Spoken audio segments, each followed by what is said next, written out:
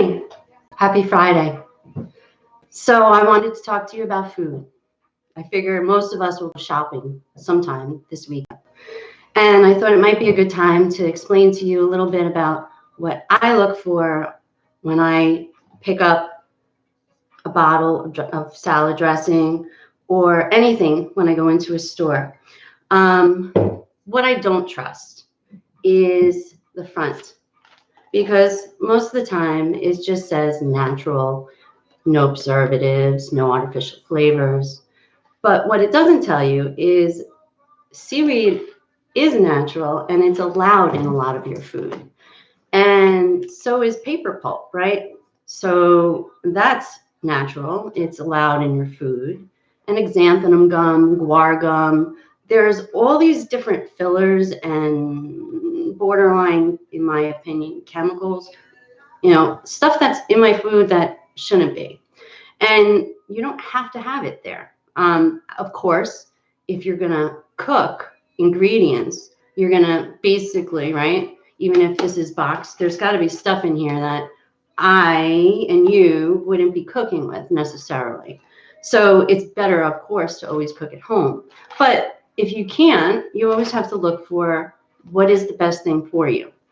So there's a few things that I look for and go to right away.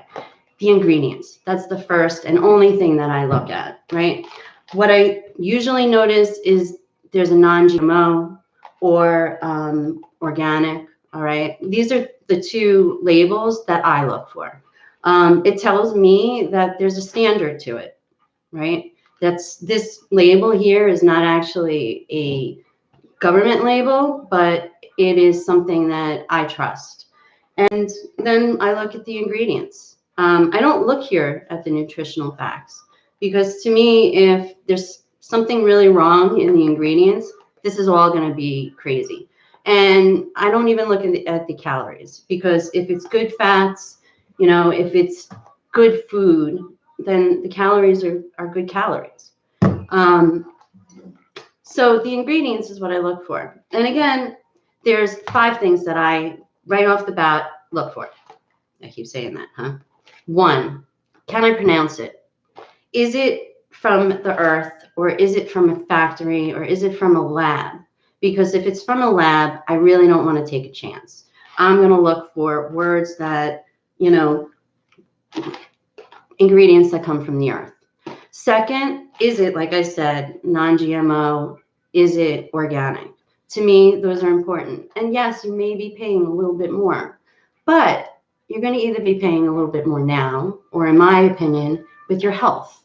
And I see it, because if you look at our food and our obesity problem, 75% of our food is GMOs and really not good food for us.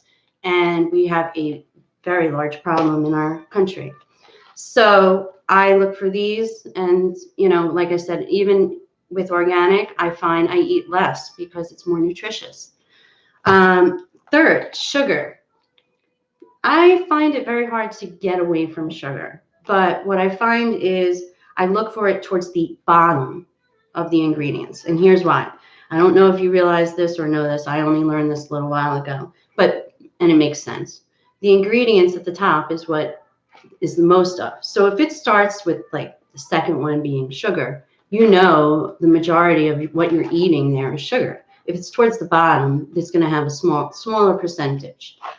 Third thing I look for is how many ingredients are here, right? If it's this long list and then it starts to get all, it tells me it's super processed. I want the least amount of ingredients as I can, as close to what I can cook at home.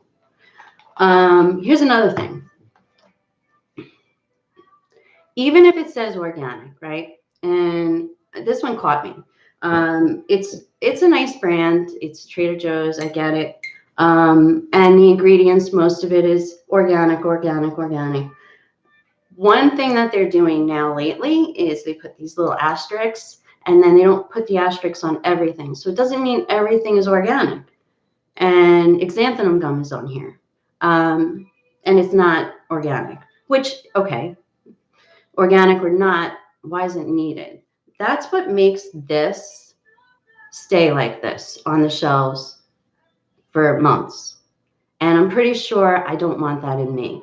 And the funny thing about xanthan gum was when I was a kid, I had really bad allergies at some point, and it was the new thing or a newer thing with the allergy shots. So I went and got my allergies tested, and it came back with silly, lemon and this and that. But one thing it came back was xanthan gum, and nobody at the time had heard about xanthan gum. And when we asked the doctor, I'll never forget because it was kind of my spiel for years later, is well, what is xanthan gum? We didn't have the internet. And he said, well, they're starting to put it in like ice cream and hamburgers, like fast food stuff. And I was allergic to it back then, which tells me that's when they were starting to put all that stuff in our food. I don't know, maybe it's just been part of me, but I can't open this. And it's just one of those things, I accidentally bought it, and I think I'm probably gonna just give it away. But this is something that I just find, even if you want to try to be as healthy as you can, you still always have to read the ingredients, and you have to decide.